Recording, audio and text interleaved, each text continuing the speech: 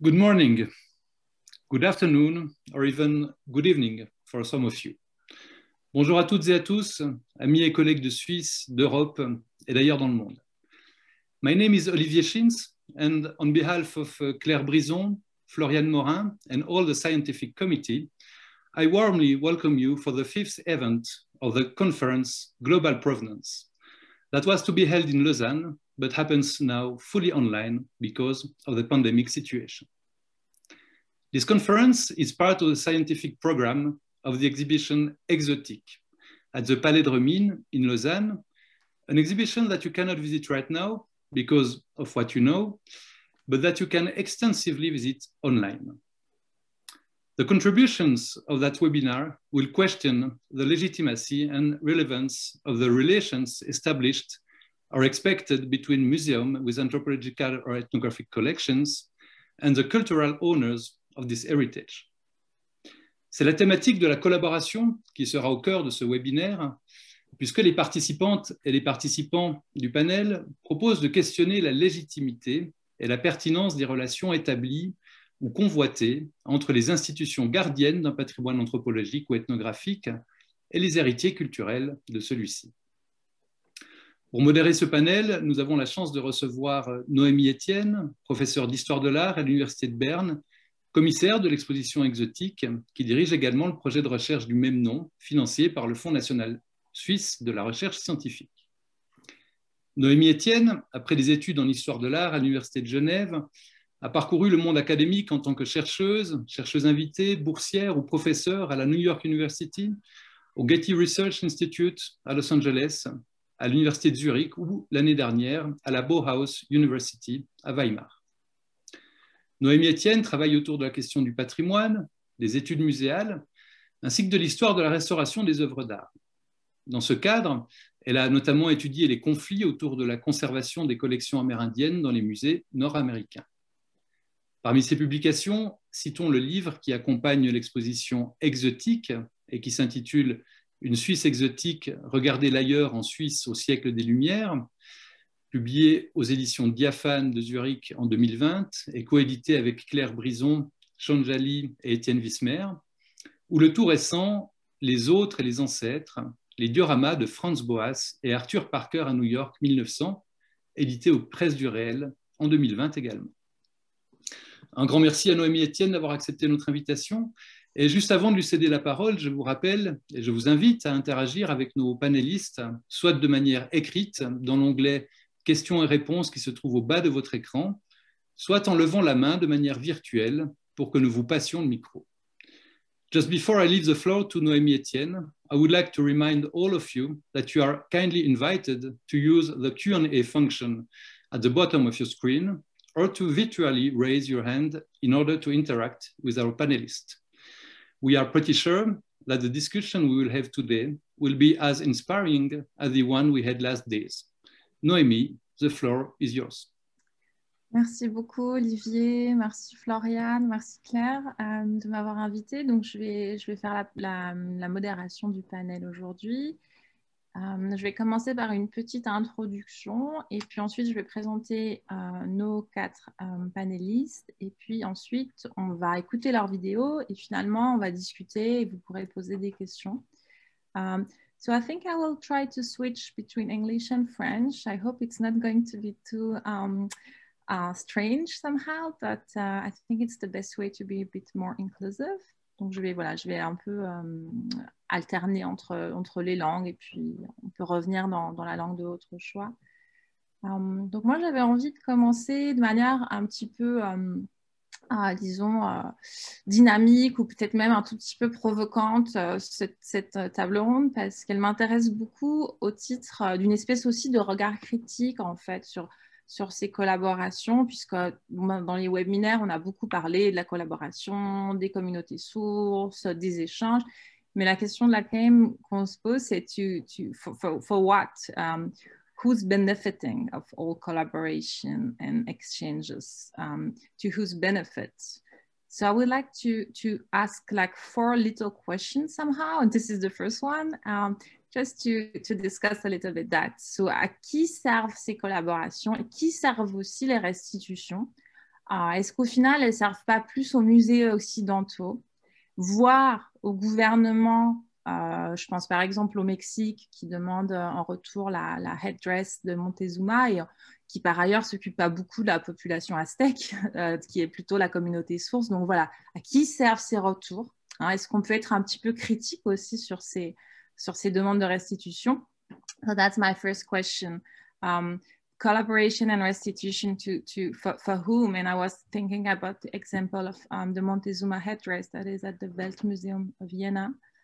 Because we know Mexico, the Mexican government is asking for it, but the Mexican government is not really taking care of the indigenous population neither. So what do we think? What do we do with that? That's the first question.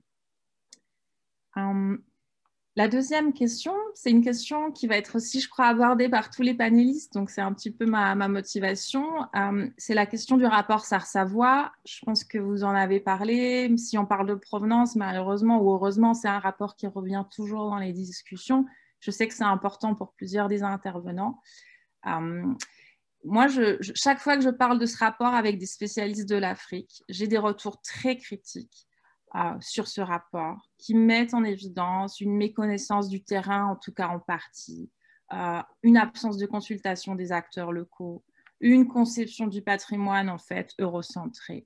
Et je me demande, est-ce que ce rapport peut être autre chose qu'en fait une provocation, un geste politique qui est très fort, mais est-ce que c'est vraiment quelque chose qui a du sens en fait dans le contexte africain? So just to translate briefly, the second question would be perhaps my question. We don't need to discuss that, but it's my question somehow. Would be about the Sarr-Savoy report. I know a lot of people who are presenting today or have that report very much in mind. And I'm not an expert, but each time I discuss with experts from African heritage, I always have very critical feedback. Saying that this report is not really implemented on the continent, that they didn't really get what heritage is in Africa, or had a very Eurocentric view. And my question would be, could this report be something more than a political gesture? Could it be a really adequate activity, or is it just a form of political stimulation, which is already great, but is it more than that, or is it something that has only a symbolic value, if you want?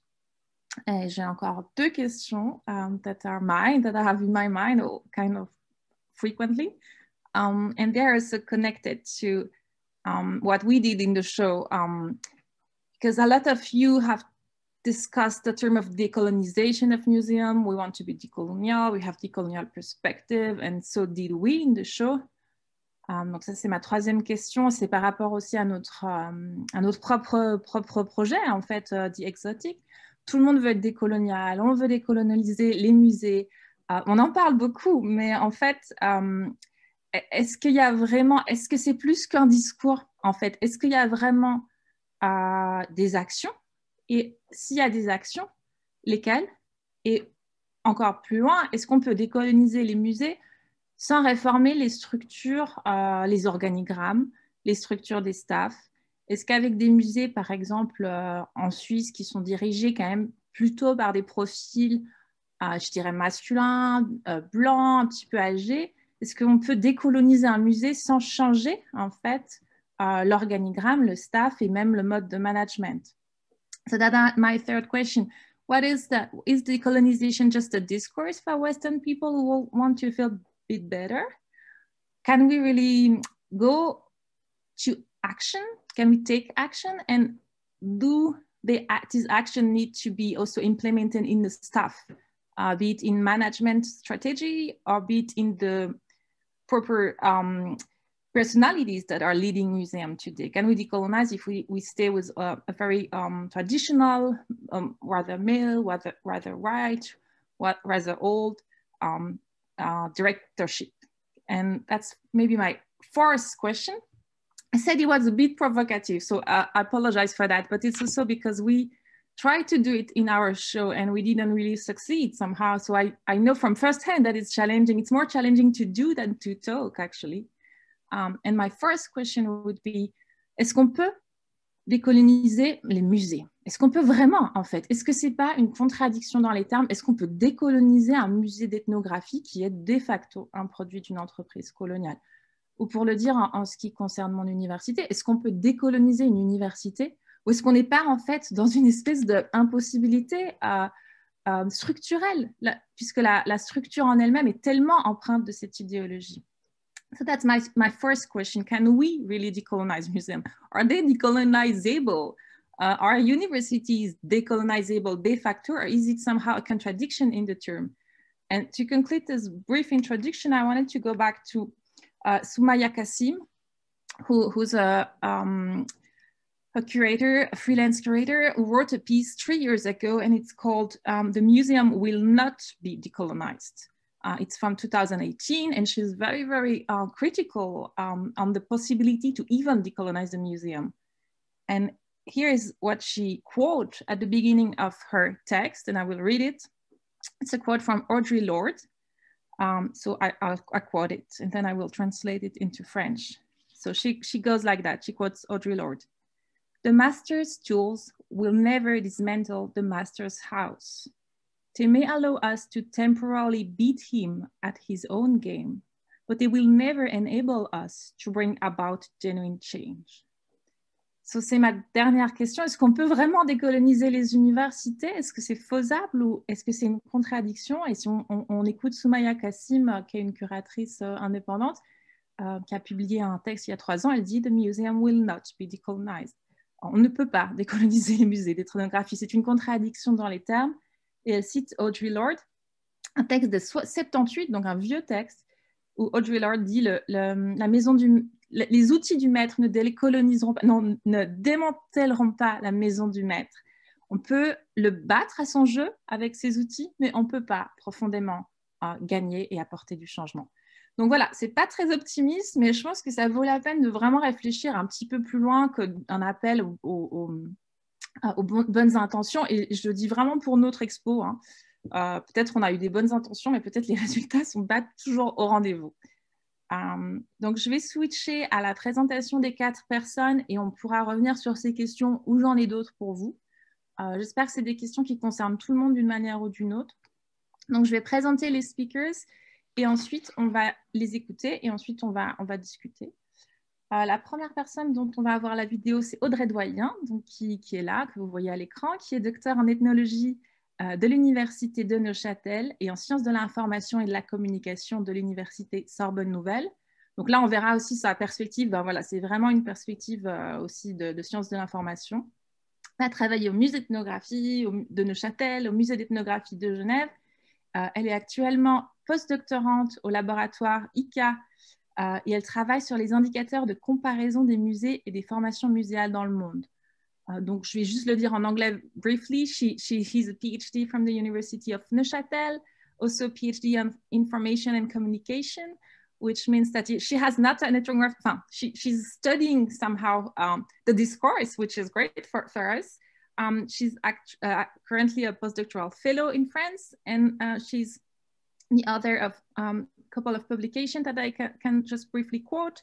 One with François Mérès en 2020, les centres de ressources à destination des professionnels de musées.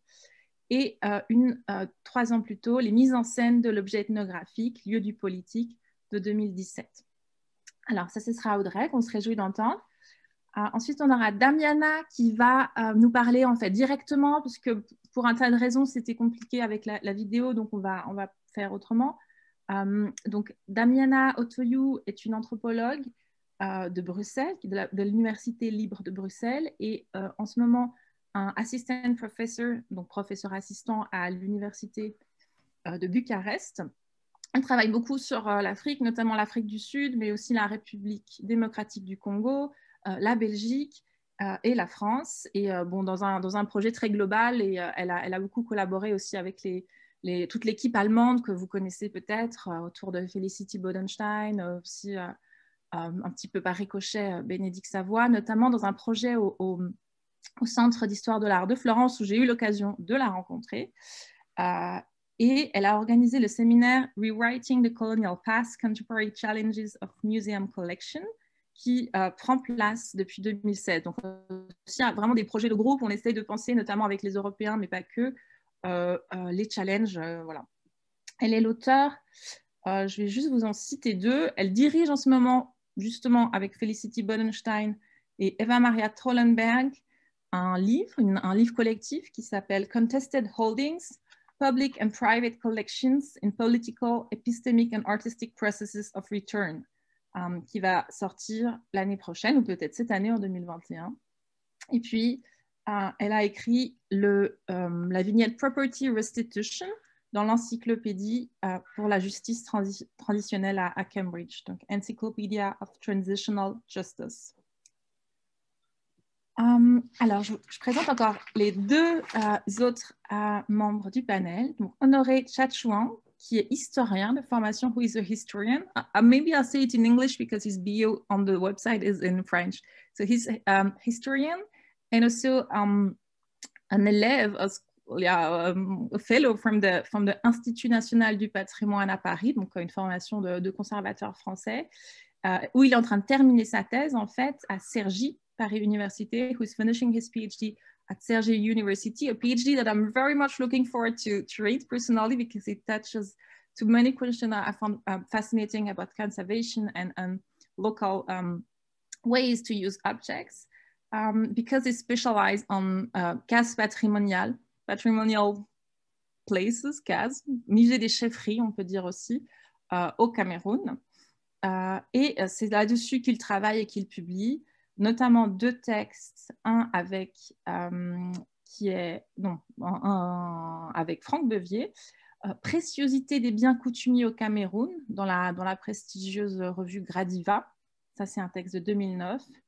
Et puis, un entretien avec lui dans la revue de l'Institut national du patrimoine, l'intégration des acteurs locaux dans les politiques de conservation des musées camerounais. Donc, patrimoine, c'est une revue française. Mais peut-être je traduis the integration or participation of local communities in the conservation politics of heritage in Cameroon. Et finalement, Paul Turnbull, who's the most English-speaking person among us today, so I'll try to alternate also for his sake and everybody's sake. So, but if you talk to him, feel free also to ask him question in English.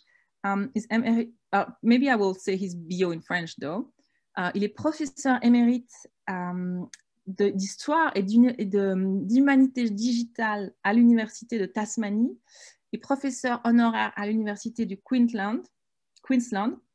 Il a travaillé depuis très très longtemps en fait sur des questions de provenance, sur des questions de moulage et sur les relations avec les communautés aborigènes dans tout un tas de contextes. Il a récemment publié deux ouvrages que je vais vous citer. Science, Museums and Collecting the Indigenous Dead in Colonial Austria, 2017, donc 2017.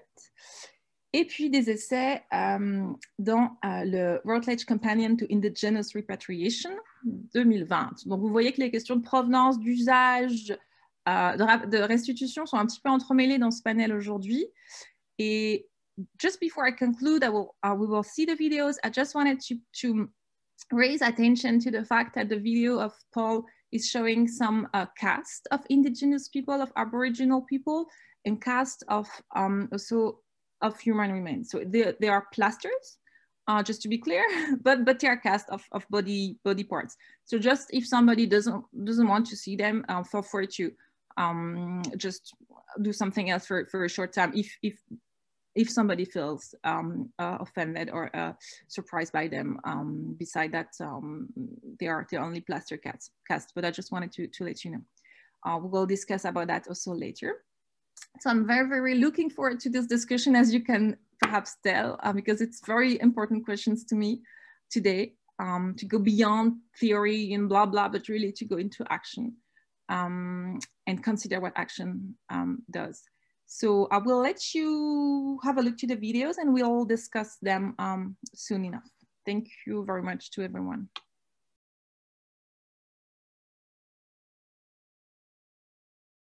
Bonjour à tous et à toutes. L'objectif de cette courte vidéo est de vous résumer le projet de recherche que je mène tout en fournissant du matériel susceptible d'alimenter la discussion à l'issue de cette vidéo. La recherche que j'évoque ici porte sur le traitement médiatique des collections des musées d'ethnographie. La question centrale est comment les médias traitent la question des collections des musées d'ethnographie, ce depuis 1990 jusqu'à aujourd'hui. L'objectif est triple. Premièrement, décrire les discours portés sur les collections ethnographiques dans les médias et saisir les grandes tendances et changements. Deuxièmement, comprendre les enjeux qui traversent cette médiatisation et par quoi elle est portée. Finalement, comprendre la réception du travail de recherche muséale dans l'espace public au prisme des médias. Méthodologiquement, cette recherche s'inscrit dans un double cadre disciplinaire, celui de l'anthropologie d'une part, et celui des sciences de l'information et de la communication d'autre part. Elle en mobilise les méthodes, dont notamment la constitution d'un corpus médiatique de presse écrite et son codage et son analyse. Ce corpus est composé des grands médias écrits, papier ou en ligne, édités en France au niveau national. Le corpus réunit tous les articles publiés entre 1990 et 2019 par ces médias, en ligne ou dans leur version papier, et qui traitent des collections des musées d'ethnographie. Cette recherche est encore en cours, et je ne peux donc pas vous en présenter vraiment les résultats, mais j'aimerais par contre évoquer ici les pistes principales. Tout d'abord, la recherche montre que les articles portant sur les collections ethnographiques s'inscrivent dans deux rubriques majeures et une troisième mineure. L'art et les dossiers thématiques d'une part, puis dans un second temps, dans les rubriques économiques, notamment lorsque ces articles portent sur les recherches effectuées dans le cadre du marché de l'art, ce qui arrive assez fréquemment. Deuxièmement, les mentions des collections ethnographiques dans la presse peuvent être schématiquement regroupées en des catégories qui constituent autant de moments médiatiques des collections et des musées d'ethnographie, à savoir, premièrement, la création, refonte des musées, deuxièmement, les expositions, troisièmement, le trafic illicite, quatrièmement, les restitutions. Ce sont les deux derniers moments médiatiques qui mobilisent le plus la question de la recherche sur les collections, et plus particulièrement la question des recherches de provenance. J'aimerais donc brièvement m'arrêter sur ce dernier moment médiatique, celui de la restitution des collections ethnographiques. Ce dernier, il évolue sur plusieurs points entre 1990 et 2019. L'hypothèse de départ de la recherche était qu'il y avait des musées stars et que c'était autour de leurs collections que s'était articulée la visibilisation des recherches sur les collections ethnographiques, et notamment autour des débats sur les restitutions. Cette hypothèse, elle semble contrecarrée par les premiers résultats. En effet, le traitement médiatique de ces restitutions, il s'effectue majoritairement autour de grands cas. On observe peu d'intérêt pour des musées en particulier, même par exemple lors de l'ouverture du musée du Quai Branly Jacques Chirac en 2006. Par contre, qu'il s'agisse de collections ethnographiques ou non, les restitutions sont toujours abordées au prisme de certains grands cas. La recherche de provenance est dissociée des collections ethnographiques dans les médias, puisque la majorité des cas de restitution mentionnés et de recherche de provenance sont liés à des cas de spoliation de biens juifs dans un premier temps, et des collections archéologiques dans un second temps. Par exemple, les frises du Parthénon. On observe un switch après 2010, qui n'est donc pas lié à l'ouverture des musées comme le pensait l'hypothèse de départ, par exemple l'ouverture du musée du Quai Branly en 2006. Ce switch, il prend de l'ampleur, on a plus de 100% d'articles en plus à partir de 2018 et du discours de Ouagadougou d'Emmanuel Macron. Donc en fait, ces résultats préliminaires, ils nous permettent de dire que c'est bien les enjeux politiques qui sont à la base de la visibilisation des recherches qui sont menées sur les collections ethnographiques. C'est un switch qu'on observe aussi dans le traitement des restitutions des collections ethnographiques qui, avant 2010, ne sont jamais associées au passé colonial français. La première mention, elle apparaît seulement en 2010. Cet angle politique, il se retrouve dans l'emploi des termes, puisque ce sont majoritairement les villes et les États qui sont mentionnés et non les institutions. Donc on parle du conflit entre Bonn et Moscou. C'est Rouen qui rend les têtes maoris, etc. Les institutions, elles sont généralement abstraites du discours médiatique. Les musées sont en fait très peu visibles dans l'espace médiatique. Les recherches, elles se font aussi l'écho des inventaires généraux ou des outils des associations professionnelles. Donc on a cet angle politique, mais on a aussi la présence des associations professionnelles comme l'ICOM, ou alors des grandes organisations non gouvernementales comme l'ONU ou l'UNESCO. Et donc du coup, on a premièrement les enjeux politiques et deuxièmement en fait les associations et les organismes qui apparaissent et finalement les institutions comme les musées. Donc sur la base de ces considérations, j'aimerais poser les deux questions suivantes qui viendront selon moi alimenter la discussion qu'on aura à l'issue de cette vidéo. La première, en fait, question, elle est liée à l'absence des institutions dans les sujets médiatiques, dans les médias, sur les collections ethnographiques. Du coup, quelle place donner ou redonner au musée en tant qu'institution de recherche au sein de l'espace médiatique? Pour quelles raisons et comment? La deuxième question, elle est liée à l'assimilation quasiment systématique des collections ethnographiques aux enjeux politiques. Du coup, on peut se demander quelles sont les collaborations possibles entre le monde de la recherche, ses acteurs, ses institutions, etc., et le monde médiatique, et est-ce qu'il est pertinent de séparer cette recherche, notamment cette recherche de provenance, de l'actualité politique dans l'espace médiatique, sans pour autant oblitérer, nier le fait qu'il y a des enjeux politiques qui sont présents dans toutes les recherches. Voilà, je vous remercie de m'avoir écouté et je me réjouis de discuter de ces points avec vous.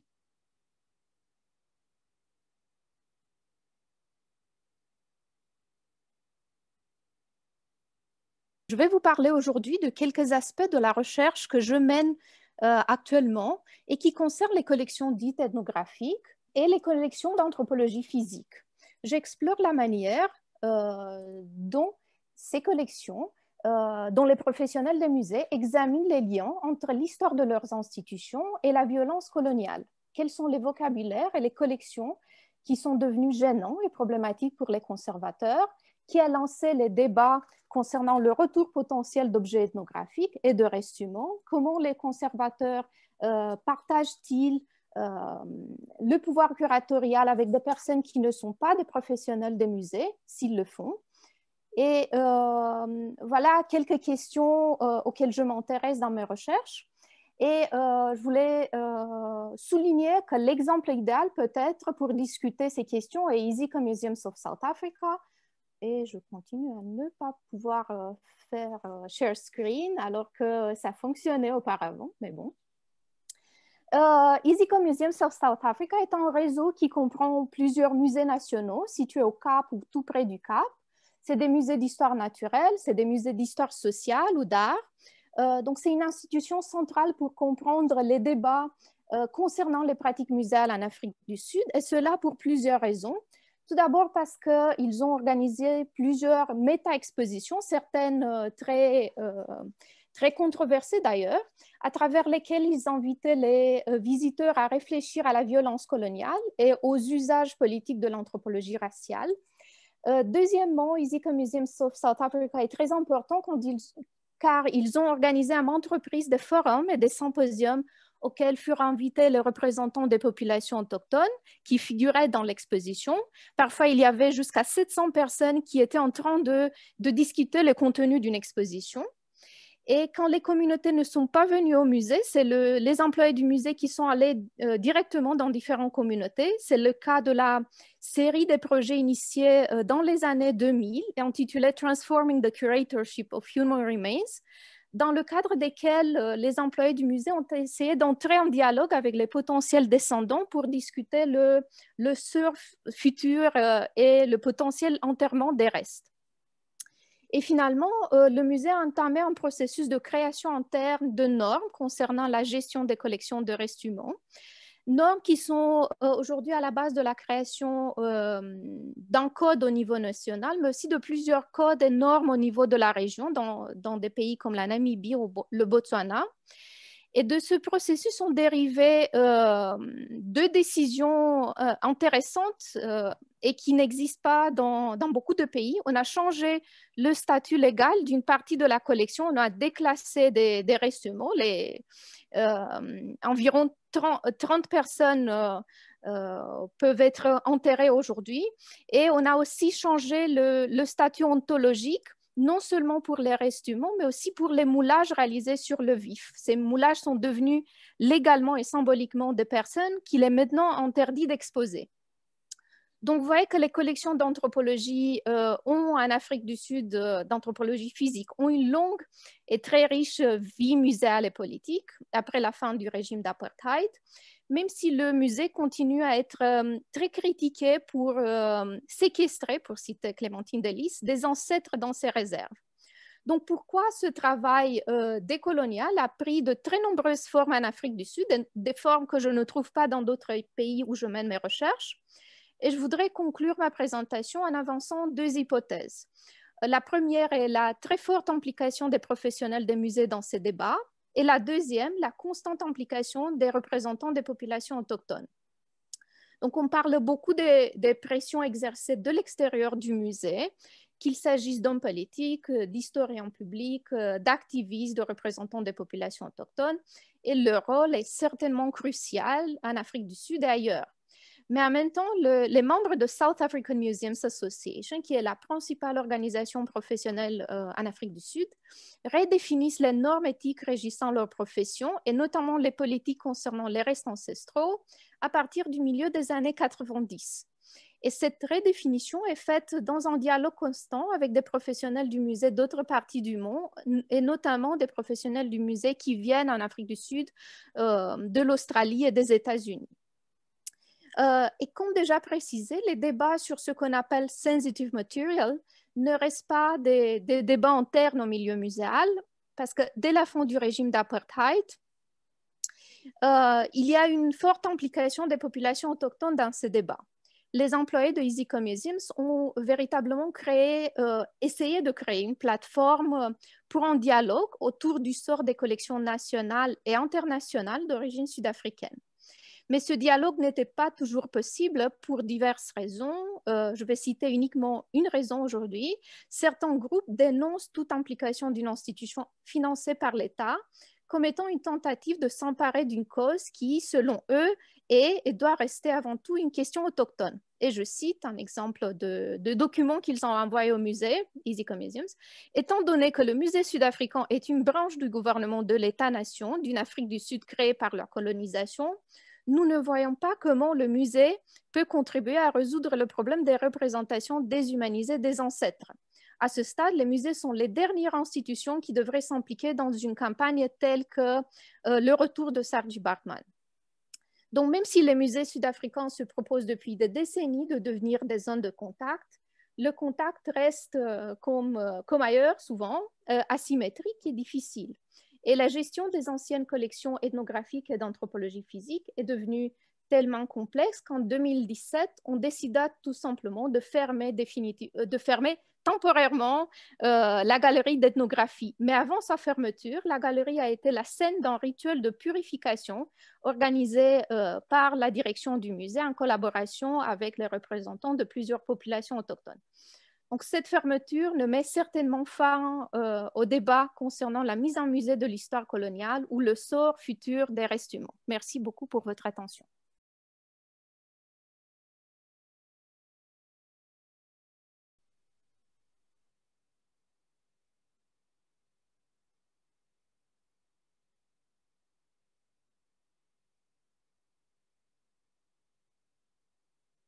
Within scientific and cultural institutions in Australia, other post-settler societies, and former metropolitan colonial powers, there are a remarkable number of medico-scientific artifacts created using the bodily remains of Indigenous peoples. These artifacts include plaster casts of heads, skulls, and other bone and soft tissue structures. There are also busts, half body casts, and even death masks. Now, until recently, these items were publicly displayed. Most, however, are now securely stored away. Often they share the same storage space as actual skulls and other bodily remains of Indigenous peoples. While significant progress has been made in the repatriation of ancestral bodily remains of Australian and other Indigenous peoples over the last 20 or so years, these other derivatives of scientific plundering of the Indigenous dead still exist in university anatomy departments and natural history museums, and even some art galleries throughout Europe, the Americas, and countries in other parts of the world which historically were subject to European colonial ambitions. Now, traditionally, simulacra have been taken to be inferior in terms of lacking the attributes and qualities of the original things they represent. But can this be said of haunting simulacra, such as the derivatives of scientific plundering of the Indigenous dead? Back in the 1980s, The anthropologist Arjun Appadurai famously encouraged us, and I quote, to follow things themselves, for their meanings are inscribed in their forms, their uses, and their trajectories over time. Here we confront haunting simulacra, which in their supposed verisimilitude gave existential concrescence to once widely received truths about human physical and psychological variation, which we now see were implicated in obvious and also in many subtle ways in the colonial oppression of Australian and other Indigenous peoples. Now, in various cases, the fate of these relics of racial science may be easily decided by the inheritors of these things, the museums in question, and also the representatives of the relevant Indigenous communities.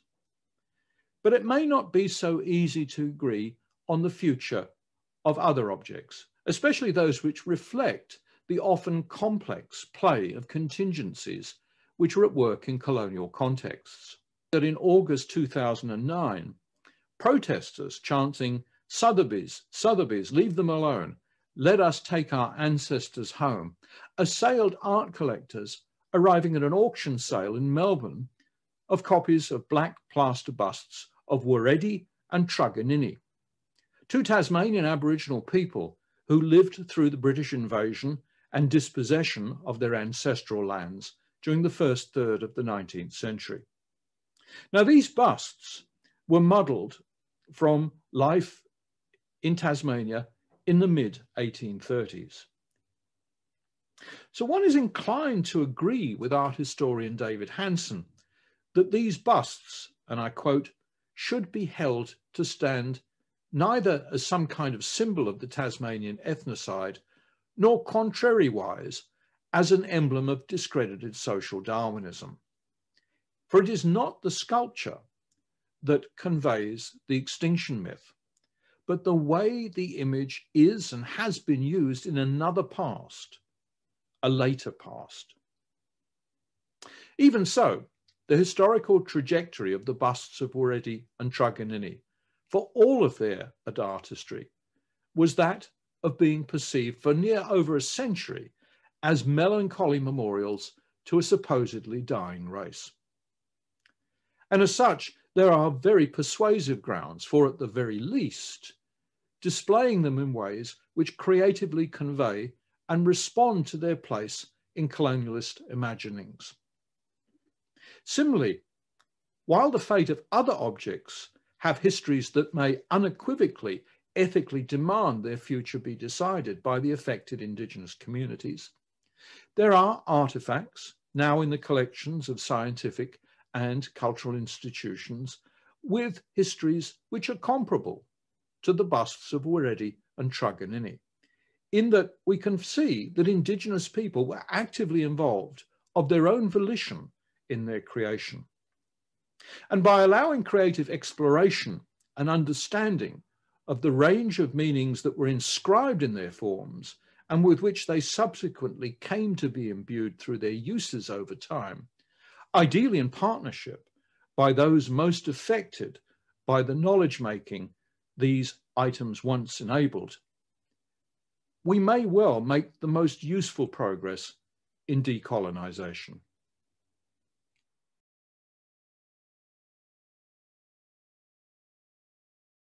Bonjour à tous. Merci de me donner l'opportunité de présenter l'économie de mes recherches à l'occasion de ce séminaire en ligne. L'économiste Fewin Sa et l'historienne de l'art Bénédicte Savoy ont rendu en novembre 2018 un rapport commandé par le président Emmanuel Macron sur les restitutions du patrimoine culturel africain. Des débats vifs et houleux qui s'en sont suivis prouvent que la question de la restitution du patrimoine culturel africain demeure une problématique complexe et d'actualité. En attendant un dénouement heureux, la culture et le besoin d'épanouissement des communautés sources n'attendent pas.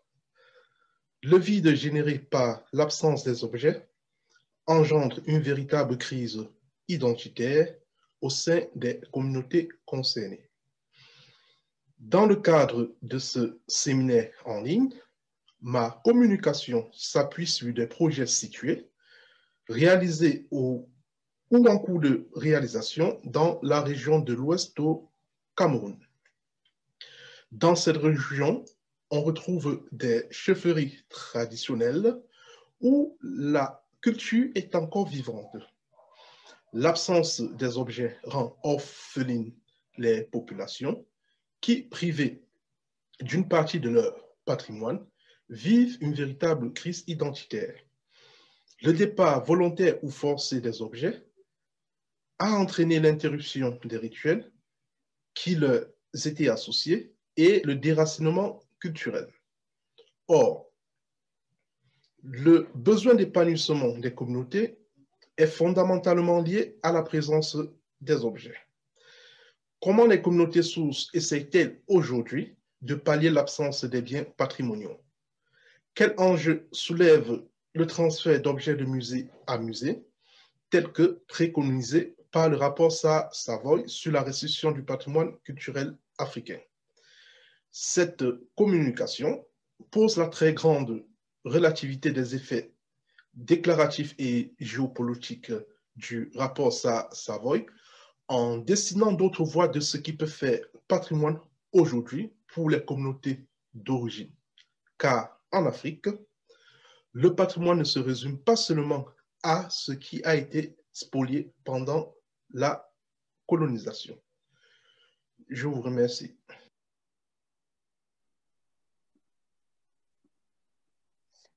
Alors, et ce que je vais vous proposer, c'est qu'on discute un peu à rebours. Donc, je vais remonter les fils des communications. Je vais commencer par Honoré. Puis après, j'ai un peu des questions pour chacun. Mais l'idéal, c'est aussi qu'on discute ensemble. Donc, si l'un ou l'autre d'entre vous a envie d'intervenir sur une question qui n'est pas pour lui, il faut vraiment y aller. Donc, just saying quickly in English, I will start the discussion. I will go backwards. So I will start with Honoré and then ask question to Paul and so on. I have specific question for each of you. I could talk to each of you like forever, but also if somebody has something to say that is not for him or her, just feel free to intervene. And also if the public wants to ask questions, I think we can also integrate them as soon as you want. So you can type them, and if I see them, I'll try to integrate them into the discussion. So we have 45 minutes more or less to make it as productive as also as honest, I guess, that we can. So Honoré, tu m'entends, Honoré? Est-ce que vous m'entendez? Oui. Alors, moi, j'aimerais qu'on commence avec vous, Honoré, et votre travail. D'abord, est-ce que vous pouvez nous dire ce que c'est la resocialisation des biens? Qu'est-ce que ça veut dire? Puisque c'est un peu votre proposition. Est-ce que vous pouvez nous décrire ce que c'est, ce que vous faites? Et voilà, ce serait ma première question sur vraiment votre activité. Merci beaucoup de me passer la parole. Donc, j'ai travaillé auparavant dans les chefferies traditionnelles du Cameroun à la préservation et à la valorisation du patrimoine culturel dans le cadre d'un programme qui s'appelle Programme Route des chefferies. Et nous avons mis en œuvre dans le cadre de ce programme un certain nombre de musées dans les chefferies. Les musées de chefferie, en gros, ce sont des petits musées alternatifs qui s'adaptent aux spécificités locales dans la mesure où le patrimoine artistique et culturel de chaque chefferie est constitué d'objets vivants. La présence du musée n'occulte pas pour autant la fonction rituelle des objets. Il y a donc une équation permanente à résoudre entre conservation muséale et conservation rituelle des objets. Pourquoi je parle de resocialisation? Je me suis rendu compte que depuis le début des années 2000, les chefferies traditionnelles reconstituent sans cesse leur patrimoine. Et lorsque j'ai essayé de creuser en profondeur, j'ai constaté que la suivi des rituels, la suivi des traditions dans ces chefferies-là était essentiellement liée à la présence des objets. Et les communautés concernées n'ont pas attendu le débat sur les restitutions. Elles s'y sont lancées. Et entre les années 2008 et 2020, il n'y a pas moins de, pratiquement, il n'y a pas moins de 3000 objets, 3000 biens coutumiers qui ont été reconstitués dans les chefferies.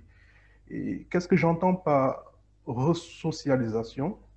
La resocialisation, pour moi, c'est cet acte de recréation et de socialisation des biens patrimoniaux qui a lieu au sein des communautés sources. Une communauté donnée fait le constat de l'absence d'un bien patrimonial, peu importe les raisons de son absence, et elle refait un acte de création de cet objet-là qui est ensuite réintroduit dans le circuit des traditions.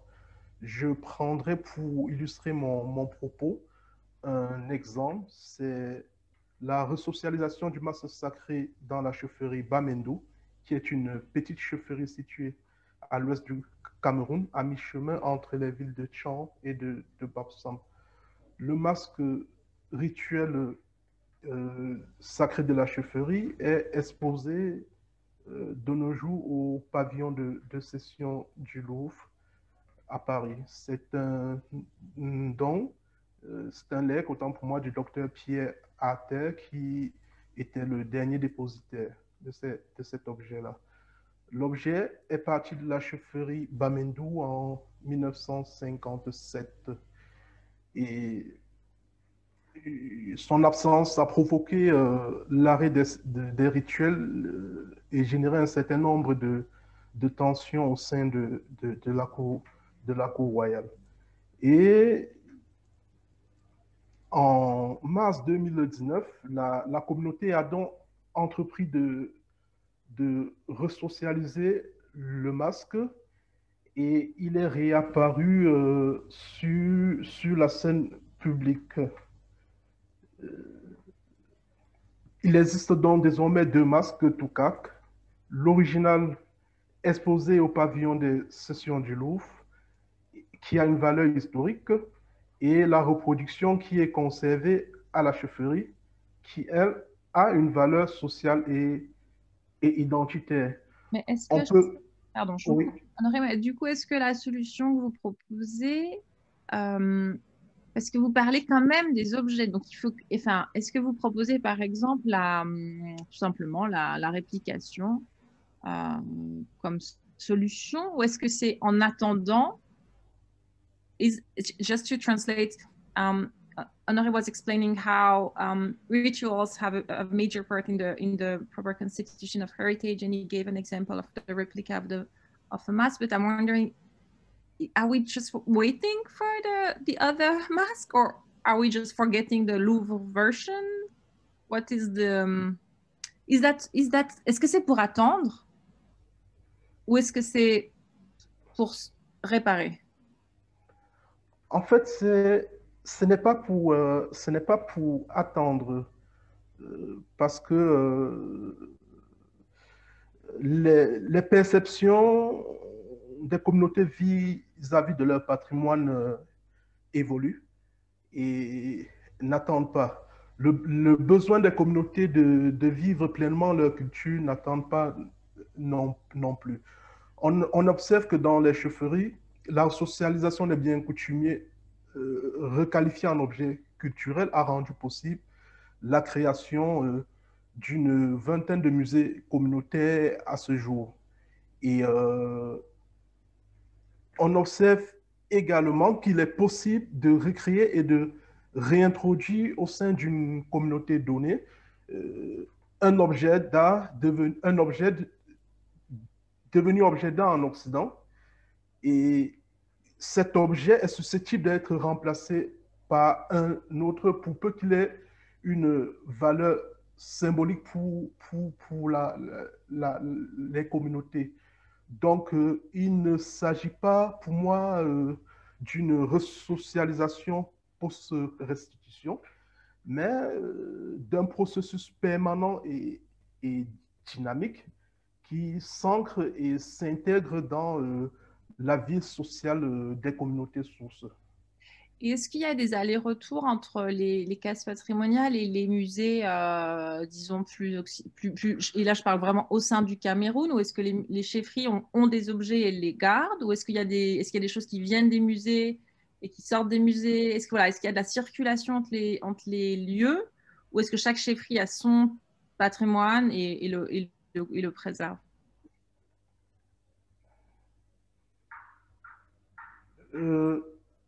Merci beaucoup pour cette question.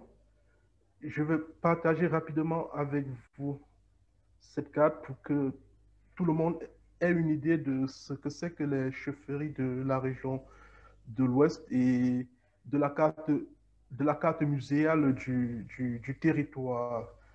Fondamentalement, les objets qui sont exposés dans les chefferies, ce sont d'abord des biens coutumiers qui servent dans chaque chefferie.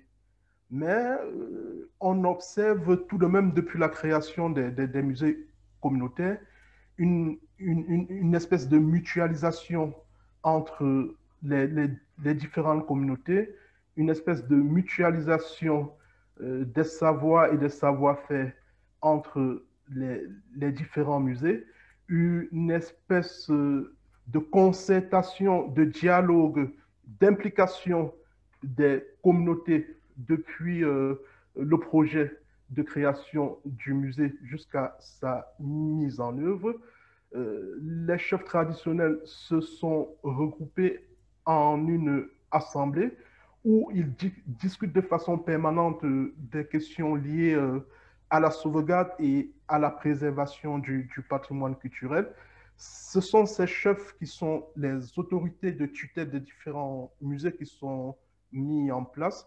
C'est également ces chefs traditionnels-là qui président les différentes commissions liées à la gestion quotidienne de ces musées, que ce soit la commission conservation, la commission diaspora, etc., etc.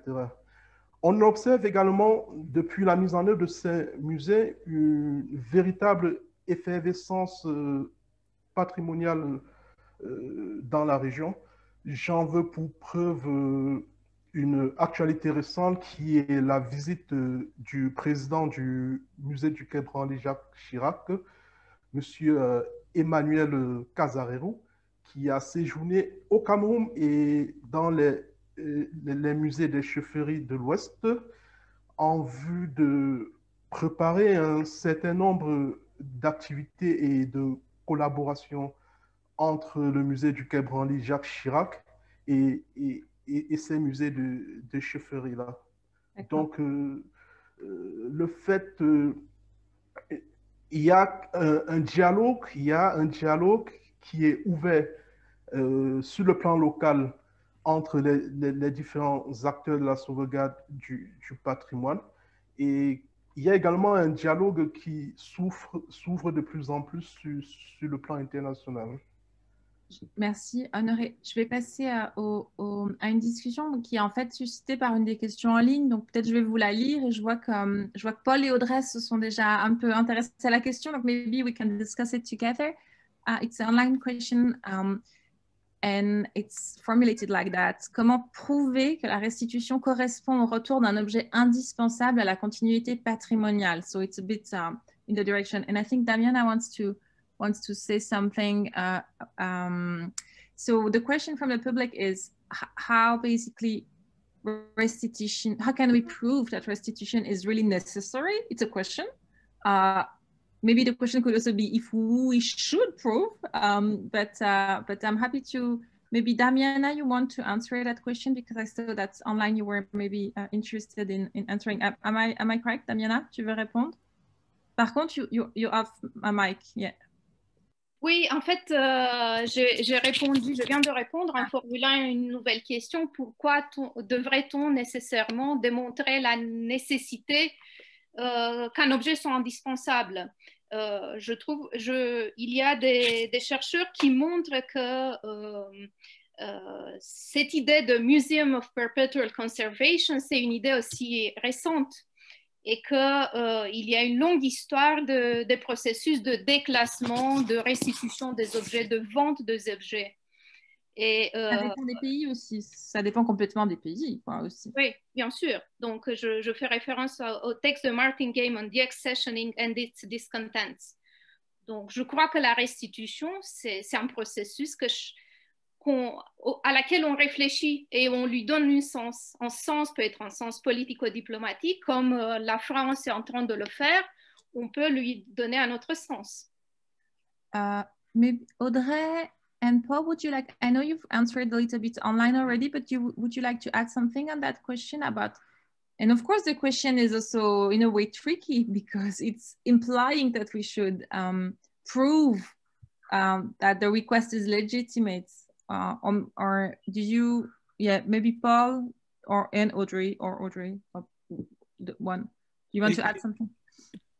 Very, very briefly, it's a good question, but I always get nervous when over the years I've heard these arguments about how the burden of proof must be on the requesting community. Now, I would not claim expertise in the debates that are happening between European museums and African states. My focus has largely been on settler colonialism. And in that context, by and large, we have taken it on trust. Ultimately, if people are going to the point of arguing for the return of their cultural heritage, the return of their ancestors, given the context of our past, if we're really interested in true reconciliation, then I do believe we have to trust. I will, as you are on the spot, Paul, I will ask you a second question. Sure. It's something we had also in the show. We have no human remains and we have no cast, but we had racist depiction made in 18th century of black people. We hesitated to show them. It's nothing like, it's porcelain, it's like decorative art, it's nothing like what you showed, but it's already kind of tricky. And we hesitated to show them. And then finally we did in the show, and we got also criticism for showing that depiction, which is fair. And so I was wondering what's your choice to include in the video so many of these images, and how do you explain yourself in that perspective? Because it's a question I, as an artist, I always have to face. Why do I show that? Yeah, look, again, it's a good question. In my case, it's always a matter of consulting with the communities that I work with. And I wouldn't show an image even of a cast unless I had discussed that beforehand with the relevant people. The bust that's in Cologne that I talk about, for example, there are two. I would definitely not show one of them. The copy of a copy, which appears in the video, I've discussed that with Neil Carter of the Kimberley Arts and Aboriginal Arts and Law Centre. That's fine. And my justification, and one which people would agree with me on in this consultation, would be that if we do present those images to people who are in museums, there is the possibility that they will say, oh yes, we have that cast. And at the moment, there is a major initiative within Australia, which is supported by the federal government to locate these items in museum collections with a view to the relevant communities then seeking to decide their future with the museums in question.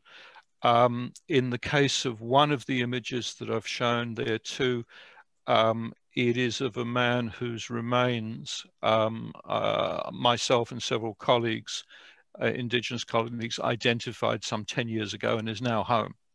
Mm-hmm. The Tasmanian busts, I think, are interesting in as much as we know that Wuradi and Truganini sat for those life casts, as I point out in the full version of the paper that I've supplied to you.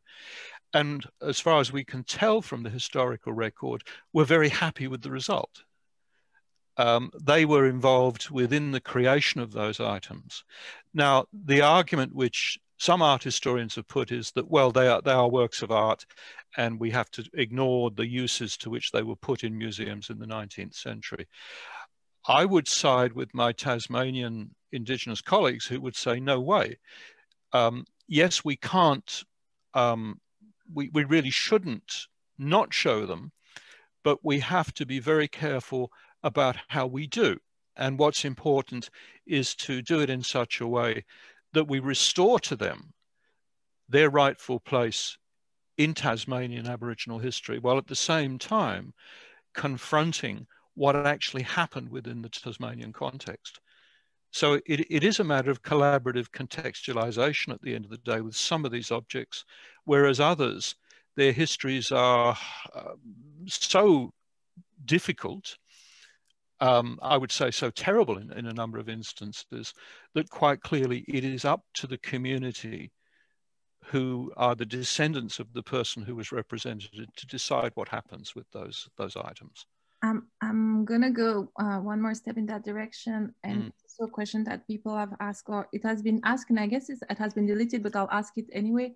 And also maybe with a bit of I don't know, I don't want to say cynicism, but is consultation of communities a way to keep doing business as usual for museums? Is it just a new, you know, sorry to ask, and I ask that. No, it's a good, look, it is a very good question. I mean, I was not aware of the work of Audrey Lorette, who you mentioned earlier. I mean, I love that quote about the master's tools will never dismantle the master's house.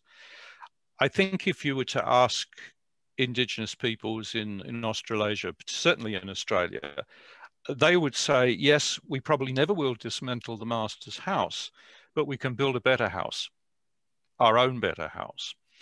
And if we look at the movement, for example, in Australia, to go to localized museums, to seek the return of materials from the large state museums, from overseas collections, back to the community for their own institutions, localized museums, that's one move. In terms of the casts and human remains, there are movements for the creation of a national resting place, which the Indigenous Advisory Committee, who've been arguing for this for nearly 10 years, and the government has finally accepted it, they would like to see this as a place not just of remembrance of our colonial past, but of understanding that colonial past and education through exhibitions, etc. And to see it as something which stands on a par with our National War Memorial in Canberra. So there is a way in which, yeah, I think a lot of Indigenous people are extremely frustrated by the way that museums work. And we could talk a lot about that, which we don't have time for at the moment. Progress has been made, really significant progress has been made, certainly within the Australia-New Zealand context over the last 20 or so years. The decolonisation of museums has been ongoing.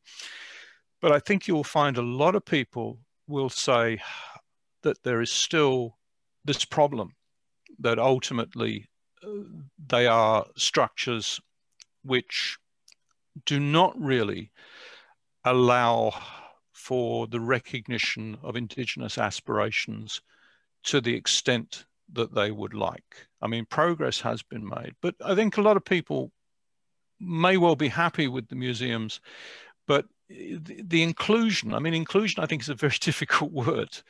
You know, if you work in a university these days, senior management will always talk about inclusion.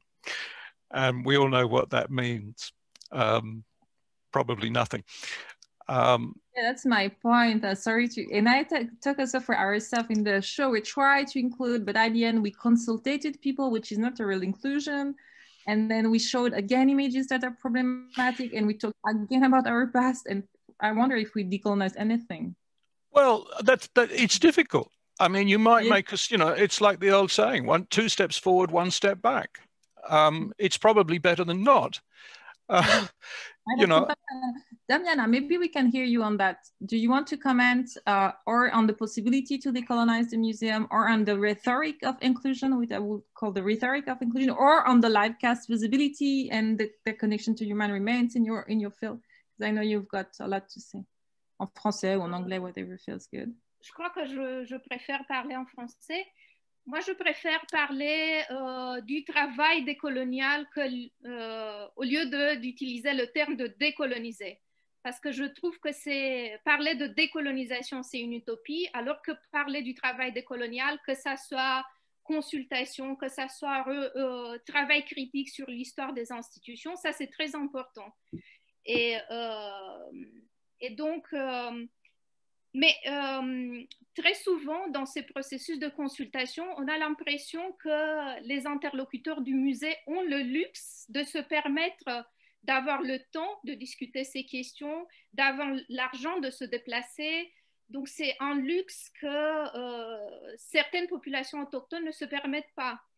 Et des musées comme les musées que j'étudie ouvrent des portes très importantes pour ces populations. Par exemple, si tu veux mener une recherche sur les restes humains en Afrique du Sud, tu dois déposer une demande qui est discutée par des membres de l'institution, mais aussi par un représentant des populations autochtones. Donc, c'est une création d'une fausse unanimité en présumant qu'il y aura une personne qui pourrait parler pour tout le monde. Donc, chaque fois, il y a ce jeu entre une polyphonie qu'on veut mettre en scène, mais qui est toujours impossible, et une voix unique pour prendre des décisions. Donc, je trouve que c'est très important de regarder comment ces processus consultatifs ont lieu, mais il reste toujours très problématique aussi. Est-ce que tu aurais une proposition? Parce que moi, je sais que pour avoir fait cette expo avec Claire et d'autres gens, c'est une chose d'étudier les processus, c'est une autre de proposer des solutions. Et je trouve très difficile, en fait. Alors, je sais qu'Honoré, je sais que Paul, dans leur travail, ils l'ont fait parce qu'ils sont plus... Est-ce que toi, il y a des choses qui t'ont paru, qui te paraissent un petit peu moins, disons, plus efficaces ou plus importantes, ou voilà, des choses que tu pourrais concrètement, parce que c'est ça le problème, en fait. Pour moi, en tout cas, souvent, c'est comment faire. Do you know what I mean? En fait, je fais partie de ces anthropologues qui ne proposent jamais des solutions, mais qui se posent toujours des questions. Et je trouve que c'est important de voir les limites de chaque processus, tout simplement de l'assumer. Par exemple, parce que tu formulais la question du rapport Sarr-Savoie. Et je trouve que c'est un rapport hyper important et qu'il y a un avant et un après le rapport Sarr-Savoie. Mais je trouve qu'il faut aussi voir ses limites, que c'est un document qui propose une solution politique, qui ne propose pas uniquement une solution éthique, mais qui propose des négociations bilatérales politico-diplomatiques. Ce qui est très limité quand même. Ouais. Et, voilà. Et on a vu dans le travail d'Honoré à quel point il est important de regarder le musée autrement que comme étant une institution de l'État. Donc, si on envisage les discussions, les consultations, les négociations concernant les restitutions uniquement comme un dialogue d'État à État, ça reste un travail politico-diplomatique. C'est la même chose avec les consultations. Si on dit dès le début, c'est uniquement un dialogue et on ne prétend pas parler avec les 100 000 personnes qui se considèrent comme étant les descendants, c'est bien. Alors, il y a 2 questions qui vont un petit peu dans ces directions dans le chat. Alors, je vais les prendre. Une est justement sur un petit peu qui sont les descendants. And that could be a question. I think it's a big question. It's always discussed, but maybe everybody wants to answer it. I will read you the question in French. le rôle de l'introduction de l'islam et du christianisme dans la culturation des cultures traditionnelles et l'exportation ou la cession des objets, bref, les changements culturels. Quel retour lorsque les cultures ont changé à ce point? Ça, c'est une des questions du public. Maybe also Honoré wants to answer what can we say? To whom should we return when the community production, la communauté d'origine has changed, basically. I think it's a big question. Maybe Damiana, Honoré wants to... Et après, j'ai une question pour Audrey encore. Honoré, oui, je vais commencer si vous le permettez. Je suis très d'accord avec Damiana Otou. Je pense qu'il faut passer du décolonial radical vers un décolonial beaucoup plus constructif. Je vais répondre... Pardon? Aussi peut-être modeste. Oui, pourquoi pas, oui. Merci. Je vais essayer de répondre à la première question dans le chat. Commencer à effectuer la reconstitution sur quelle base juridique et politique? Je pense que les populations ont effectué la reconstruction des objets sur une base beaucoup plus culturelle et coutumière. C'était un objet présent à la chefferie qui a été utilisé lors des rituels.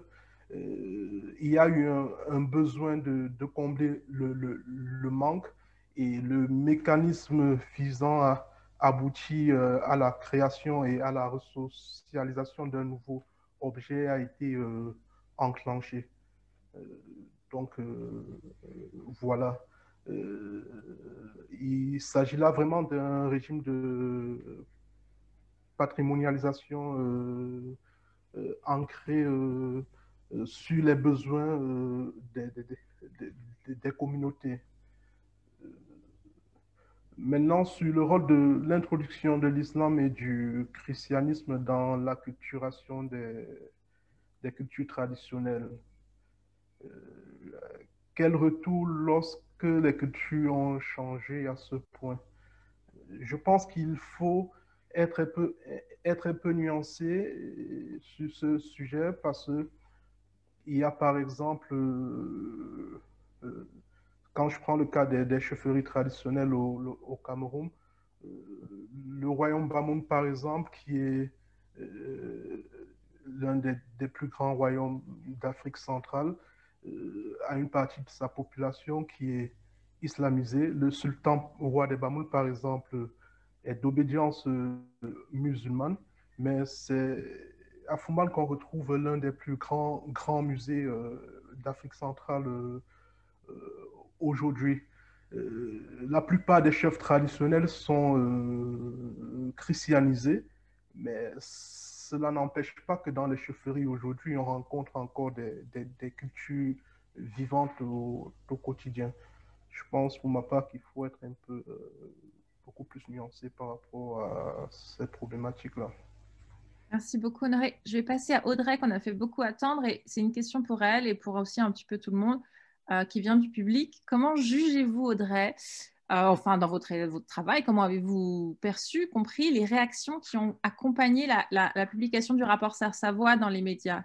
Je vais juste la transmettre en anglais. So it's about the Sarr-Savoy report. And I wanted to, it's also a question I have, Audrey, how do you analyze the reception? To whose benefit is the report in your perception in the media? How do you understand it from your quantitative and qualitative analysis in your research? And I think everybody also might want to add. But... Ouais, en fait, merci pour cette question. En fait, les réactions suite à la publication du rapport Sarr-Savoy dans les médias, notamment en France et dans ce que j'ai étudié, alors elles sont plutôt négatives, et je pense que c'est à ces réactions-là que aussi la question dans le chat faisait référence, parce qu'il ne faut pas oublier qu'il y a eu des réactions qui ont été positives aussi, hein. Il y a quand même eu une partie des réactions qui ont salué le fait qu'il y a eu le discours de Ouagadougou d'Emmanuel Macron, qu'il y a des réactions qui ont salué le fait qu'il y ait une commission qui soit lancée, qu'il y ait un rapport qui est publié au final. Mais c'est vrai que ce qui a été visible dans les médias à la suite de la publication du rapport en novembre 2018, c'est surtout les réactions négatives, notamment aussi, et moi c'est ce qui m'a aussi beaucoup intéressé, des institutions muséales. Donc on a eu pas mal de réactions, notamment par exemple du musée du Quai Branly, qui disait avoir été peu intégré au rapport, et que ce rapport du coup prenait de nouveau une dimension plutôt politique, parce que les musées, les institutions muséales, les institutions de recherche n'avaient pas été associées en fait complètement ou totalement au rapport, bien que en fait ce soit des collections du musée du Quai Branly qui soient principalement concernées par le rapport Savoissard, qui, rappelons-le, se concentre vraiment sur quelques objets d'une collection d'un pays aussi. Et je trouve que, alors peut-être c'est notre biais de francophone, on revient souvent à ce rapport-là, mais il y a par exemple beaucoup de choses qui se font en Allemagne sur les collections ethnographiques allemandes, etc., qui sont aussi très intéressantes, mais bon, je ne veux pas me disperser. Par rapport à ces réactions-là, en fait, je pense qu'il y a un point essentiel dans les réactions, c'est au final, ça revient souvent à quel est le sens de la restitution. Quel sens on donne à ces restitutions, qui je trouve, et en fait aussi ce qu'on voit dans les questions qui sont posées un peu dans le chat. Je reprends du coup la question qui est posée par Madame Morgan là, dans le chat, parce que en fait, je trouve qu'elle est vraiment très intéressante, et la façon aussi dont elle est posée, on voit en fait que dans le questionnement sur ce sens des restitutions, il y a toujours quelque part, je trouve, 4 niveaux. En fait, il y a le niveau de qu'est-ce qui est indispensable? Donc là, on a un peu répondu dans le chat, donc on ne peut pas définir qu'est-ce qui est indispensable à la continuité patrimoniale et au patrimoine des populations concernées, parce que la définition n'est pas homogène pour tout le monde. Et aussi, ce qui m'intéresse, c'est qu'on parle de continuité patrimoniale, et ça, c'est un point qu'on n'a pas encore abordé dans cette discussion, parce qu'on parle uniquement de valeur patrimoniale des objets dans le cadre de leur restitution, et on parle peu, en fait, de toutes les autres valeurs que peuvent avoir les objets, ce qu'a un peu souligné Damiana, et je suis tout à fait d'accord avec elle, parce qu'en fait, il y a des valeurs qui sont esthétiques, il y a des valeurs qui sont économiques. On n'a pas encore abordé ce sujet, mais il y a quand même une place très importante qui est faite aussi à l'argent dans tous ces débats. Et il y a évidemment des valeurs symboliques, etc., de ces objets.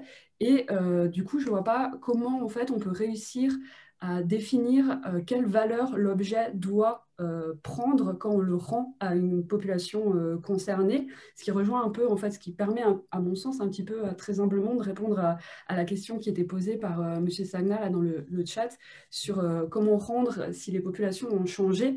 En fait, au final, pourquoi ça serait uniquement un retour sur la base d'une valeur patrimoniale, et ce retour se justifierait uniquement parce que l'objet a une valeur dans la culture ou le patrimoine concerné, alors qu'en fait, il peut avoir d'autres valeurs, et que, comme le disait Paul, c'est pas forcément à nous de juger, enfin, c'est pas aux populations de prouver, pardon, que cette valeur-là, plus qu'une autre, est importante et nécessaire et indispensable pour eux. À contrario, en fait, c'est un peu provoquant, on peut aussi se dire pourquoi est-ce que nous, on ne prouve pas que ces objets doivent absolument rester dans les collections des musées, en fait. C'est super. J'ai encore des questions pour Audrey, mais peut-être juste, does anybody want to say something on the Savoir Rapport as we are here on it, Paul? And then I'll come back to you, Audrey. Oui, Paul, just turn, voilà. Just very quickly, it's hard not to feel somewhat cynical about the report, and to question whether it indeed is more than a political gesture. In 2014, Francois Hollande, as President of France, agreed to a request by the Australian government on behalf of its indigenous peoples, its First Peoples, to repatriate the ancestral remains from French museum collections. Nothing has happened. There is the case that the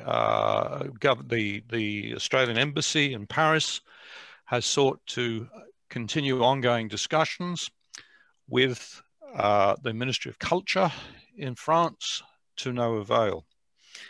One wonders why it is that Australian requests have been ignored. Those admittedly of New Zealand, of Maori peoples seeking the return of their treasures, particularly toi moko from collections in France have been recognized by special legislation within the French Parliament, but one wonders whether this has more to do with restoring trust with Pacific nations and ultimately is really the ongoing reverberations of the sinking of the Rainbow Warrior in Auckland Harbour in 1985.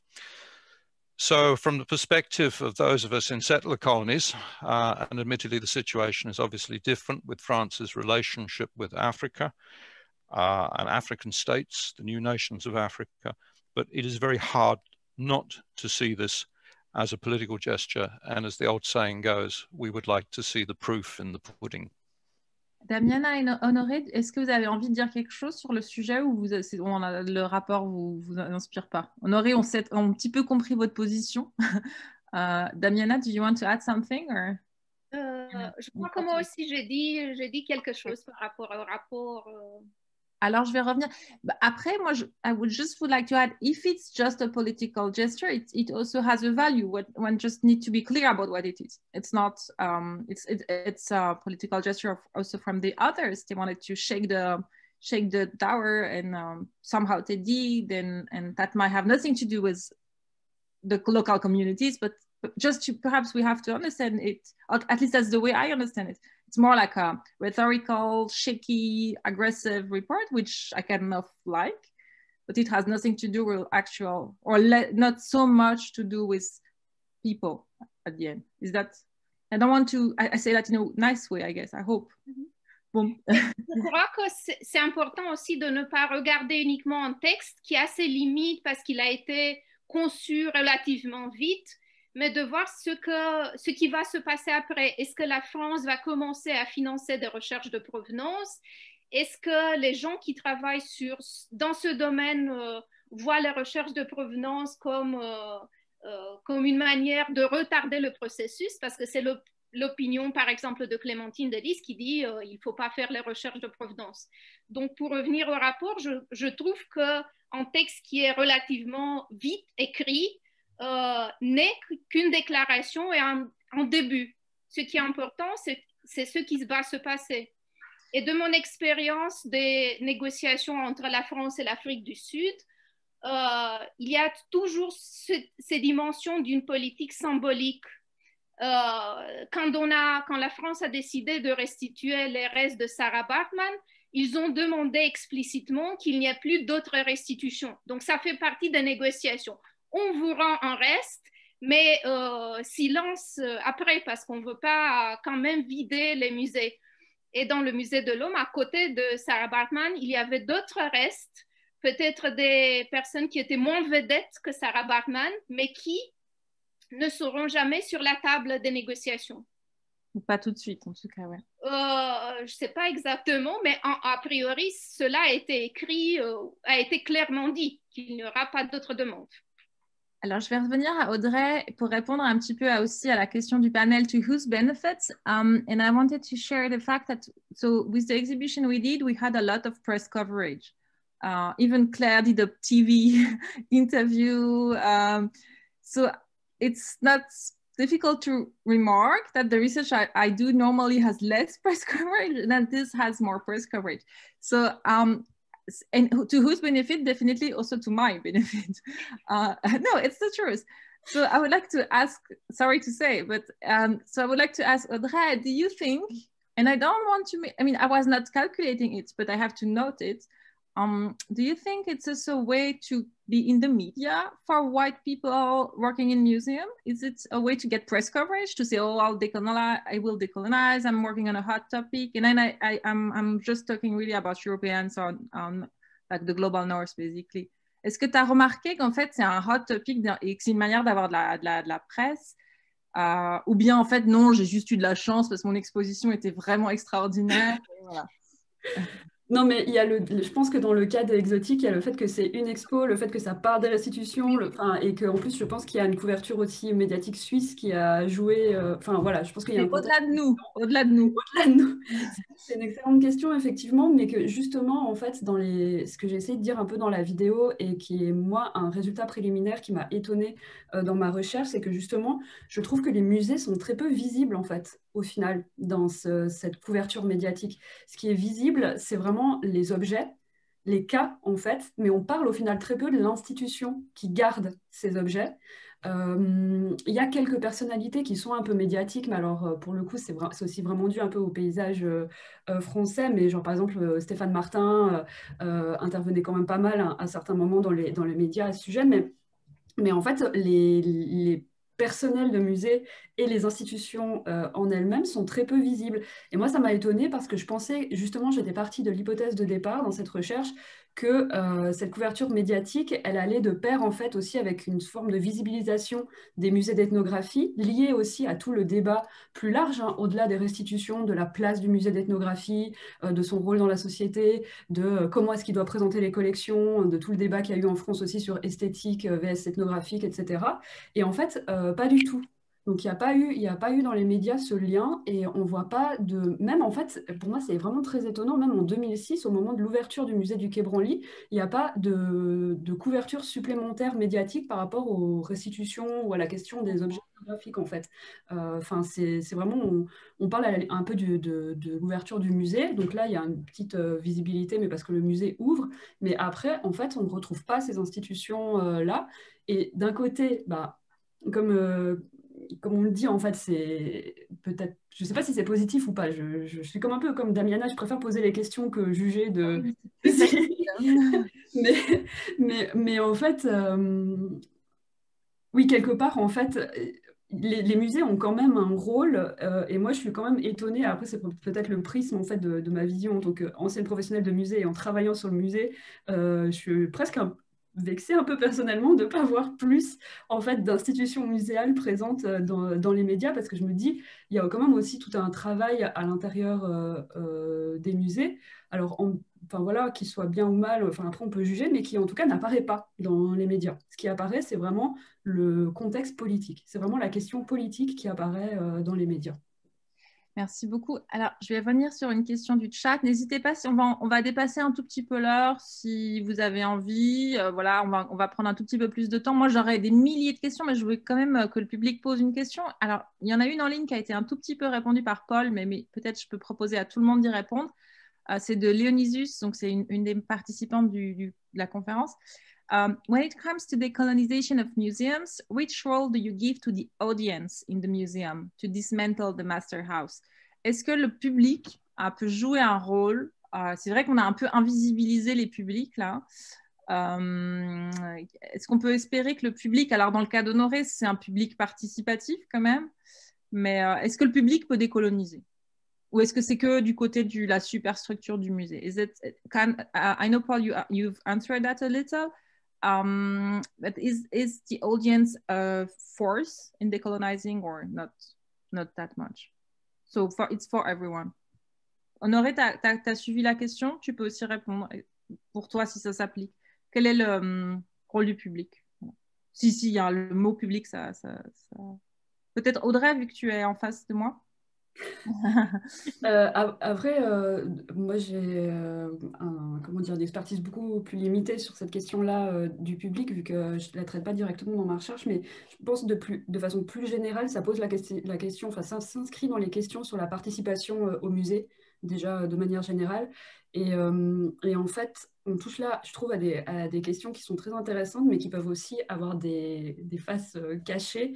Par exemple, de plus en plus souvent, là, alors on ne parle plus forcément de musées ethnographiques, mais dans tout le cas des musées, de la question de l'inclusion, par exemple, des personnes en situation de handicap ou d'autres minorités, on parle aussi de quelle est la différence entre faire participer des communautés ou des groupes et renouveler une forme d'exploitation, en fait, en utilisant leur savoir, en utilisant leur temps, en utilisant leur connaissance, etc., pour documenter les musées, pour de nouveau servir des institutions qui, au final, s'adressent à des publics toujours spécifiques, mais ça, c'est une question plus large des musées, donc pas forcément que en termes de collection ethnographique. Je laisserai peut-être mes collègues répondre de manière plus spécifique.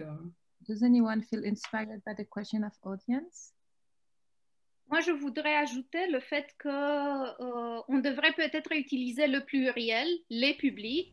Certains publics ou certaines réactions peuvent aller dans le sens d'un travail de décolonisation, et d'autres dans le sens inverse. Par exemple, la galerie d'ethnographie qui a été fermée au Cap, mais aussi les moments antérieurs où on a fermé des parties de cette galerie, par exemple les dioramas.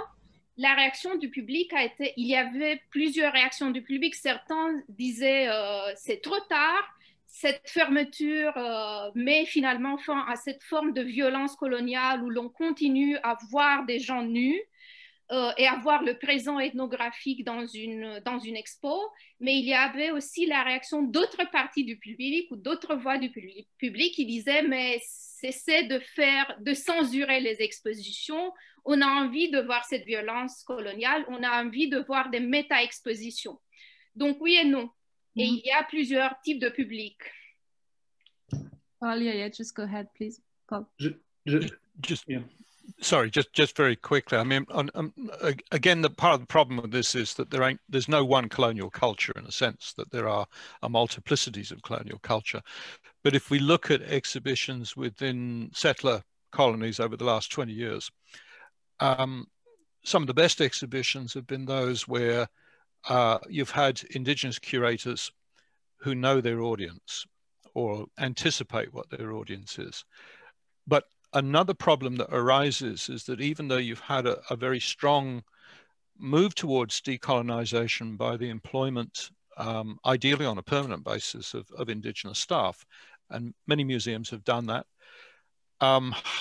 the difficulty still is that there's a tendency to really relate to those communities whose objects may be the largest part of those collections.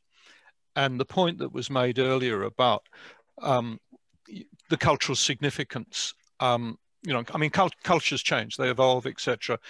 And the notion of kind of thinking in terms of traditional culture is very unproductive. But the difficulty is that if you then start to think about these collections in terms of relating to those communities who may still have their land, who may still have significant parts of their customary law intact, what do we do about those peoples who are not living in that space, those who have been in the urban context for years, those whose experiences and whose cultural outlook may well be very significant.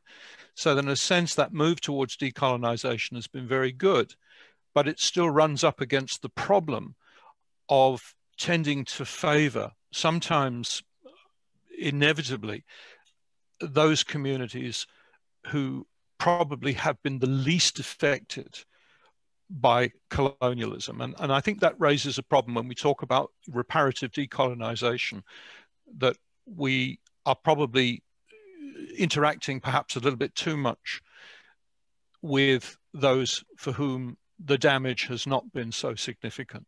I don't know. I think it's a problem. Merci. Interesting point. Honoré, you want to say something? Or not really? Oui. Merci beaucoup. Je voulais juste rajouter qu'il faut inévitablement replacer le public au cœur des musées. Il faut les publics, oui. Il faut libérer la parole et que le musée redevienne cet agora-là où tout le monde est libre de s'exprimer dans le respect de l'autre. Honoré, il y a une question pour vous dans le chat, je vais juste vous la lire. Est-ce qu'un retour ponctuel des objets conservés en Occident pourrait être intéressant, en gros? Il me semble qu'on n'y a pas complètement répondu. Would a temporary return, or like loan, as it's probably called, be interesting in your example in Cameroon or not? Or doesn't, just like for one, est-ce que, voilà, un retour, oui, ponctuel, ce serait intéressant ou bien non? Je pense que à partir du moment où on replace le public, les publics, autant pour moi, au cœur de la problématique des musées, cela implique un certain nombre de démarches, notamment la collaboration entre les conservateurs du Nord et les conservateurs du Sud, et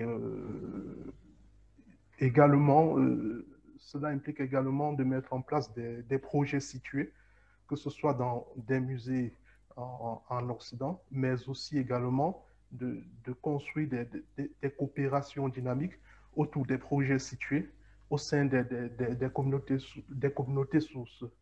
Il y a des communautés qui n'ont pas, tout le monde n'a pas la possibilité de voyager. Par exemple, je veux bien qu'à l'occasion d'un festival, par exemple, au sein de la communauté Bamendou, que le Quai Branly consente à faire voyager le grand masque sacré Toukat de Bamendou, afin que les populations renouent avec le masque historique.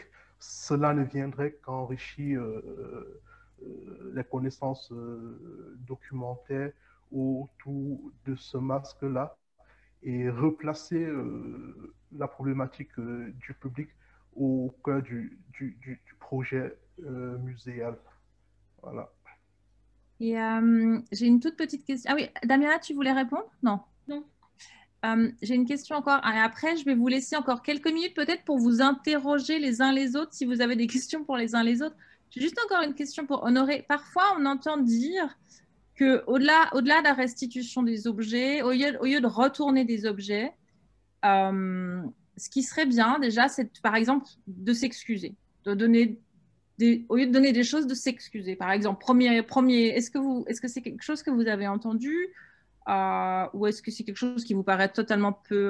voilà, moi j'ai entendu ça de la part de conservateurs d'art africain qui disaient oui, mais avant de rendre les objets, peut-être juste déjà donner des excuses. Just before we give back stuff, just like already give excuses. It takes 1 minute and it can repair maybe. Is that something that is in your mind? Ou vous en fichez des excuses? Je pense que je vais répondre à cette question à titre purement personnel. S'excuser par rapport à quoi? À leur séquestration, enfin, voilà, au contexte de ces idées. Je pense que l'histoire est dynamique, l'histoire n'est pas figée. Et je pense qu'on pourrait beaucoup plus parler de transparence, de transparence dans la restitution des faits historiques, de transparence dans la mise à disposition de la documentation, de transparence dans la mise, dans la numérisation et la mise en ligne des collections et des archives, etc., etc. Donc, ça c'est mon avis personnel. Ouais. Ouais. Mais c'est aussi la perspective un peu de Felwine Sarr. Hein. Lui, il demande aussi beaucoup voilà, de donner l'accès aux informations, en fait, de partager les informations. Oui, je pense que le partage des informations serait beaucoup plus bénéfique pour tout le monde. Est-ce que vous voulez... Il y a eu d'autres questions encore par rapport... Alors, il y a encore des questions par rapport au rapport Sarr-Savoy. Et notamment un message. Je vais tout prendre en même temps, puis après, je vais vous laisser voir si vous voulez répondre. Une des choses qui a été dite par rapport au rapport Sarr-Savoy, c'est qu'il a eu l'immense pouvoir de faire bouger les choses. Donc ça, c'est une des choses qui est dite, c'est vrai, je pense. Après, est-ce qu'il y aura des réactions vraiment concrètes? On ne sait pas. Une autre question qui intervient, c'est l'idée de faire des copies 3D des objets, donc 3D print. Et puis, la troisième chose que je voudrais et ça c'est pour tout le monde, si vous avez, on a vraiment quelques minutes encore, 1 minute maximum chacun, si vous avez envie de vous poser une question l'un à l'autre, est-ce que voilà, est-ce qu'il y a une question est-ce que Damiana veut interroger Paul ou est-ce que voilà. Donc je vais vous laisser un petit peu avec ça si vous avez envie de répondre ou pas, et sinon on va arriver à la conclusion de la discussion. Donc le rapport Sarr-Savoy qui fait bouger les choses quand même, les copies 3D et aussi des interrogations peut-être entre vous.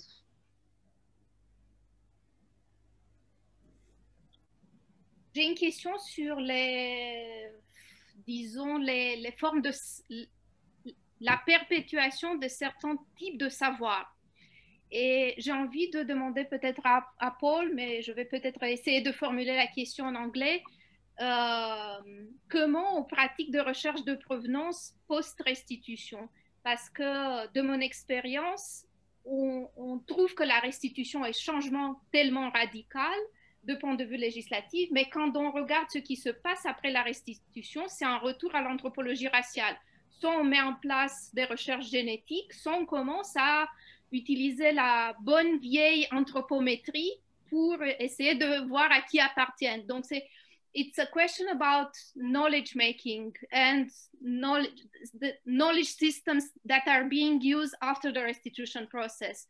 And in the cases that I'm aware of, very often you have this major change where human remains are being restored and are being considered ancestors. But after the restitution, you have different forms of racial anthropology being used in order to understand to whom to give the human remains. And I'm aware of researchers doing genetic research, DNA research, but also researchers still using anthropometry to try to understand which is the community, the source community. Yeah, yeah. This is a very big issue which we don't have time to discuss. And in fact, this morning, I was having a very long discussion with somebody about a research project. It's a very, very difficult one to resolve. There are some communities, I think, look, the test is whether the community wants it to happen and whether, in fact, they are given all of the facts, all of the knowledge. The fundamental problem at the moment with DNA and isotopic research is that there has been a number of incidents where the ambitions of the scientists have led them to promise Indigenous communities more than the science can tell them. And this is a very, very difficult issue. We are currently looking at an example of this at the moment in the research project of which I'm a part of, where we are in a kind of real bind because the communities have had the remains returned. They are largely unprovenanced. They know they come from Victoria. The only way that we might be able, or they might be able to return them to the right land and to the care of the community whose ancestral land that is, may be by isotopic analysis, or possibly even the analysis of proteins extracted from these bones, which are in most cases probably around about 100 to 150 years old. It's what they want. They are desperate to see them reunited with country, and they're prepared to use scientific techniques to do it. But they are doing it of their own free volition. 2 years ago, I was involved in the repatriation of the remains of a man to Cairns in North Queensland. That community has wanted and has taken DNA samples because they do want to know who is related to within that community. And they have done that by carefully working with the scientists, asking the scientists the questions at the end of the day. And I think the thing that we've learned is that it is a matter of trust. I mean, if a community wants to do this work, then obviously, yes, they should. Obviously, yes, we have to do it for them. And there are numerous examples of that. The risk is the risk that's with us all. I'm not Indigenous. You might say that, you know, in a sense, the work on provenance that I've done for 30 years, it certainly helped me. I mean, you know, it's part of my profession. Ethically, I believe I have to do it.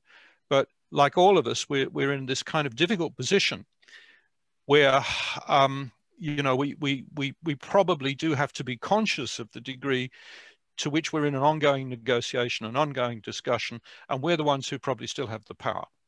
Bien sûr. Et ça rend les choses compliquées. Je vais conclure sur cet appel aussi à l'introspection et à se questionner toujours sur sa position et d'où on parle et pourquoi on parle. C'est des choses de base, mais je pense que c'est vraiment nécessaire pour pas, en fait, ne pas faire comme un auto-goal. On voudrait mettre un goal et puis finalement, on le met dans la mauvaise direction. Je crois qu'Olivier va juste conclure la discussion. Je vous remercie tous et je laisse la parole à Olivier pour un petit goodbye.